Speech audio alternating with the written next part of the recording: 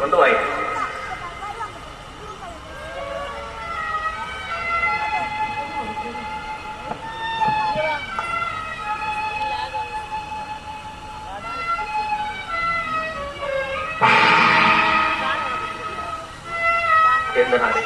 அவர்கள் சொன்னது உண்மைதான். தங்க கட்டிகளை எடுத்துச் சென்றவன் தவிடும் விராட்டியும் கொண்டு வந்திருக்கிறான்.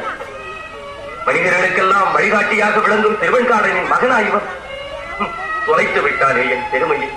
உற்றார் சிரிக்க, ஊரார் நகைக்க, உரிய குலத்தொழுவிக்கே ஊரு தேடிவிட்டான். வந்து விட்டாங்க மருதவான கண்ணி. இப்பொழுதுதான் என் மனம் குளிக்கிறேன். தேடியும் கிடைக்காத மாபெரும் செல்வத்தை கொண்டு வருகிறேன் என்று சொன்னாங்க. இதுதானா அந்த செல்வம்? உனக்கு என்ன உண்மையிலே சித்தம் கலங்கி விட்டதா? ஆமாப்பா. என்ன? சித்தன் என்கிறார்கள் சிலர், பித்தன் என்கிறார்கள் சிலர், பெற்ற தந்தையாரும் அதே கூறுகிறீர்கள். கண்ணே மருதவானா, உன் பிரிவினால் கிடைத்த வேதனை உன் வரவிலாவது தீரும் என்று நினைத்திருக்கு. என்னை சோதனை செய்து விட்டாயே மகன். அப்பா, பொருளாட்சி பாசத்தையும் மிஞ்சிவிட்டது.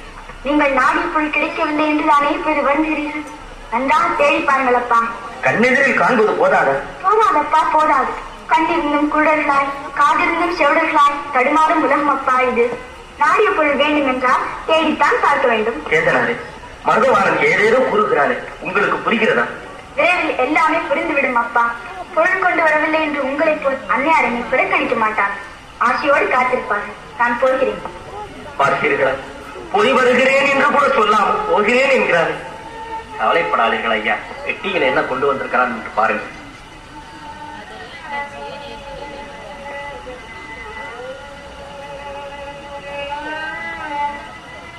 அவனுடைய நண்பர்கள் எழுதி கொடுத்த கடன் ஓலை. விராட்டிக்கு பதில் விராட்டிகளையே கேட்டிருக்கிறார்.